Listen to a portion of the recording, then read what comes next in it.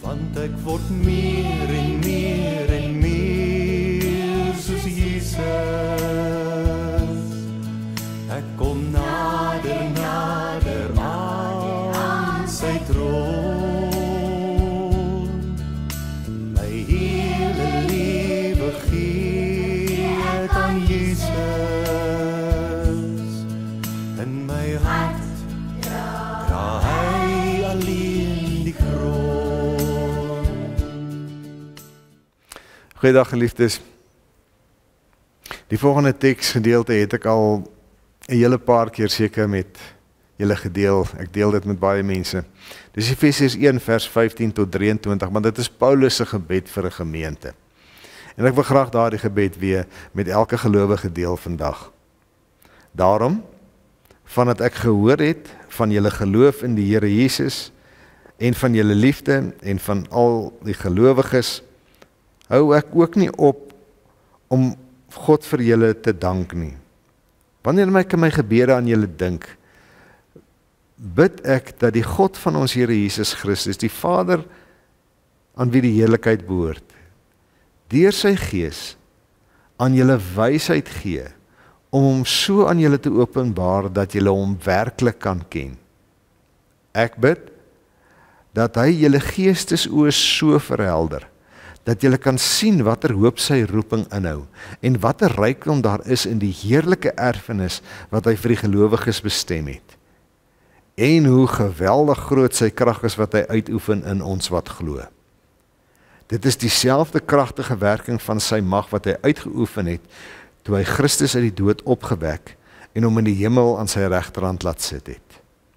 Hoog bo elke mag en gesag, elke krag en heerskappy, en wat daar ook al ter sprake van mag wees, nie net in hierdie bedeling nie, maar ook in die bedeling wat kom.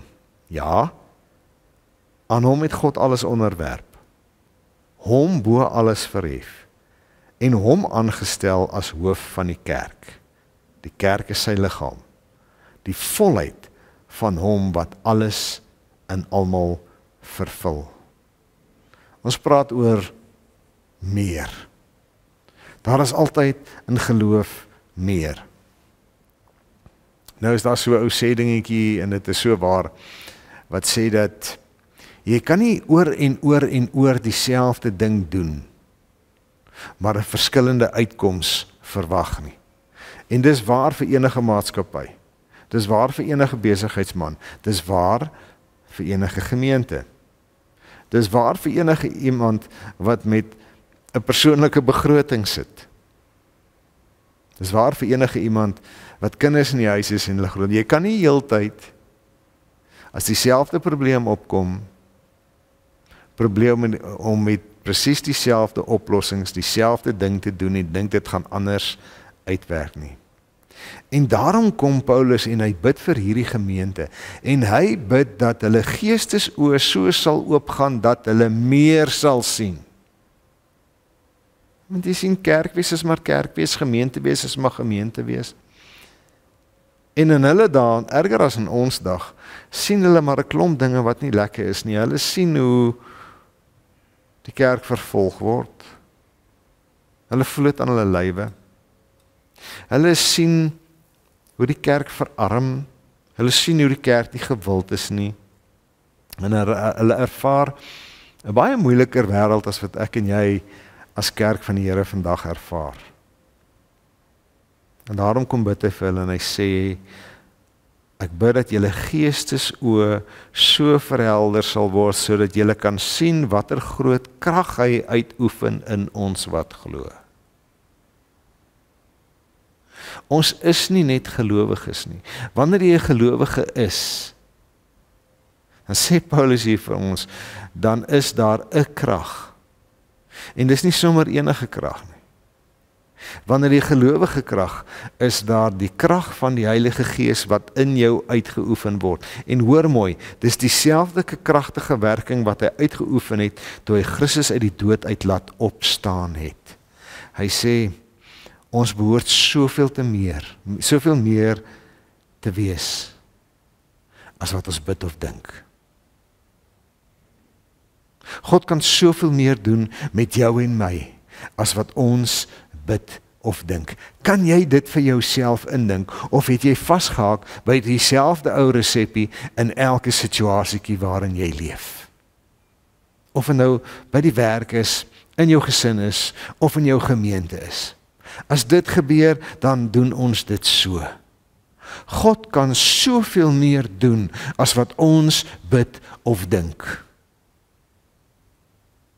Is dit nie tyd om in 2025 letterlik wakker te word en God toe te laat om hierdie meer met ons te doen nie, om hierdie meer in ons te doen nie, om hierdie meer te maak van wat kerk veronderstel is om te wees nie. Maar ons wil by dieselfde resepies hou. Ons wil dieselfde goedjies doen. Ons is terug by Petrus, is 'n persoonlike geloof, is hierdie innerlike ervaring en dit is wat dit is en ek is gelukkig. En hopelik van maandag tot vandag wat donderdag is, kon jy sien, daar is soveel meer.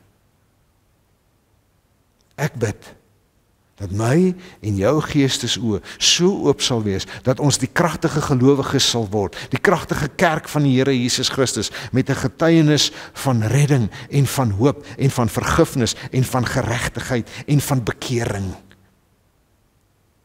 En dat ons koninkryksbouers sal word, want ons is meer as net probleemoplossers, ons is koninkryksbouers. Shalom. Ek wil glo dat Jesus altyd daar is. Ek wil so graag sê ek's lief vir hom. Ek wil glo dat die Bybel regtig waar is. Ek wil so graag reg wees as hy kom. Want ek word meer